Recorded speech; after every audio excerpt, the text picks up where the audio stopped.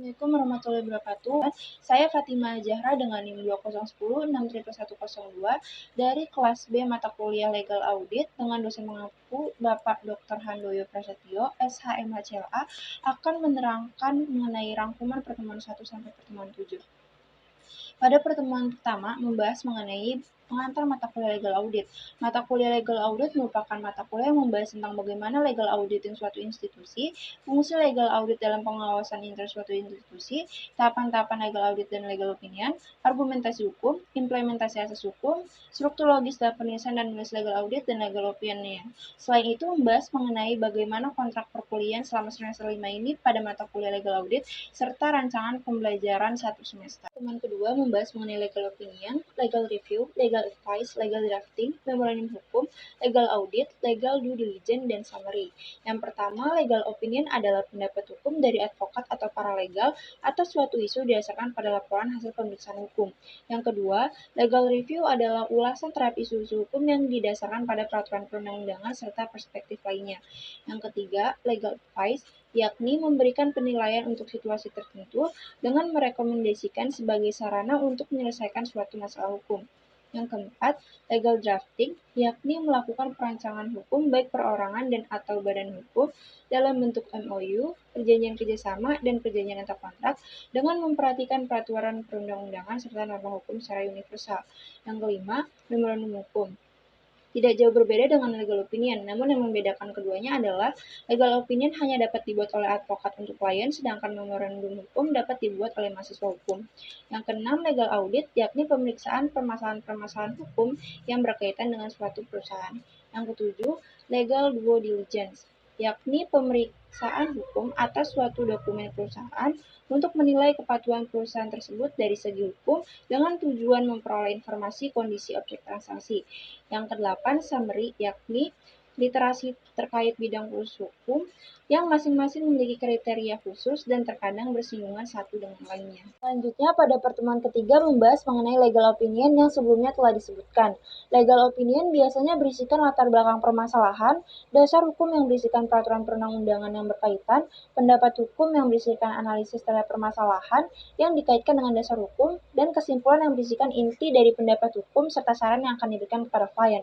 Adapun prinsip dari legal opinion adalah berdasarkan pada hukum positif, disusun secara sistematis, tidak memberikan jaminan suatu keadaan, tidak mengikat advokat dan klien, serta jujur dan lengkap. Fungsi dari legal opinion yakni yang pertama, legal reasoning, yakni sebagai sanggahan yang timbul akibat pertikaian hukum. Kedua, legal entity sebagai kesinambungan aturan hukum secara hierarki dan seluruh peraturan pelaksananya. Yang ketiga, legal solution, yakni sebagai jalan keluar dengan mengambil keputusan hukum yang berdampak bagi masyarakat. Tujuan legal opinion yakni untuk menjabarkan kontekstual hukum baik implisit atau eksplisit jika terjadi kontradiksi hukum. Manfaat legal opinion yakni manfaat proporsional fungsional berupa memberikan masukan dan bagi para regulator agar dalam mengimplementasikan aturan hukum serta manfaat substansional berupa penyelesaian konflik kepentingan. Pada pertemuan 4 membahas mengenai penalaran. Penalaran yakni kegiatan memaknai setiap term dalam suatu proposisi, menghubungkan dan mengambil kesimpulan. Penalaran terbagi menjadi dua. Yang pertama, deduksi, yakni penyimpulan yang bertolak pada prinsip universal sebagai premis sampai konklusi. Contohnya, semua pembunuhan berencana dihukum mati. Herman melakukan pembunuhan berencana, sehingga konklusinya ialah Herman dihukum mati. Yang kedua, induksi, yakni penyimpulan yang bertolak dari penyelidikan, eksperimen, pengetahuan, data, fakta, atau bukti yang partikular. Induksi terbagi menjadi dua, yakni induksi generalisasi, contohnya seperti ini, dan yang kedua adalah induksi analogi, contohnya seperti ini. Kemudian pada pertemuan 4 juga membahas mengenai argumentasi hukum, yakni studi tentang bagaimana konklusi diperoleh berdasarkan penalaran logis. Selanjutnya, membahas mengenai logika yang terdiri dari filsafat berpikir, ilmu menalar, dan berpikir rasional. Adapun konsep hukum yakni konsep konstruktif dan sistematis yang digunakan untuk memahami suatu aturan hukum atau sistem aturan hukum, dan dogmatik hukum yakni ilmu yang menjelaskan mengenai hukum positif yang berlaku dalam suatu masyarakat. Teori penalaran hukum terbagi menjadi 5, diantaranya yang pertama, identify the applicable source of law, yakni mengidentifikasi sumber hukum positif. Yang kedua, analyze the source of law, yakni menganalisis sumber hukum untuk menetapkan aturan dan kebijakan dalam aturan tersebut. Yang ketiga, synthesize the applicable rules of law into a coherent structure, yakni mensintesiskan aturan hukum dengan mengelompokkan aturan khusus di bawah aturan umum.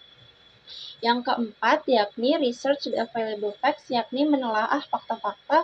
Dan yang kelima, apply the structure of laws to the facts, yakni menerapkan struktur aturan hukum terhadap fakta-fakta yang ada. Pada pertemuan 5 dan 6 membahas contoh soal dan latihan soal membuat legal opinion dan kasus seperti ini. Dasar hukum yang digunakan adalah Pasal 4 ayat 1, Pasal 24 dan Pasal 48 ayat 1 dan 2 Undang-Undang Nomor 5 Tahun 1999 tentang larangan praktek monopoli dan persaingan usaha tidak sehat. Dalam pendapat hukum menyatakan pihak DAI telah memenuhi unsur Pasal 4 ayat 1. Pendapat hukum yang diberikan atas kasus tersebut yakni perbuatan PT GAI yang melancarkan strategi marketing tersebut dianggap telah memenuhi unsur-unsur Pasal 4 ayat 1 Undang-Undang Nomor 5 Tahun 1999 karena mengajak kerjasama toko-toko retail di Jabodetabek untuk menaruh produk-produknya di rak bagian depan toko yang langsung menarik perhatian pengunjung. Sedangkan produk-produk lain selain produk PT GHI disisihkan di rak yang lebih tersembunyi di pojok toko. Sedangkan Pasal 24 Undang-Undang Nomor 5 Tahun 1999, PT GAI tidak memenuhi unsur dari pasal tersebut, sehingga hanya dikenakan Pasal 48 ayat 1 dengan sanksi denda serendah-rendahnya 20 miliar rupiah dan setinggi-tingginya 100 miliar rupiah atau pidana kurungan pengganti denda selama-lamanya 6 bulan. Pada pertemuan 7, pembahasan dilakukan dengan melakukan review materi dari pertemuan 1 sampai pertemuan 7. Demikian penjelasan rangkuman pertemuan 1 sampai pertemuan 7 mata kuliah legal audit. Adapun kekurangannya mohon dimaafkan. Wassalamualaikum warahmatullahi wabarakatuh.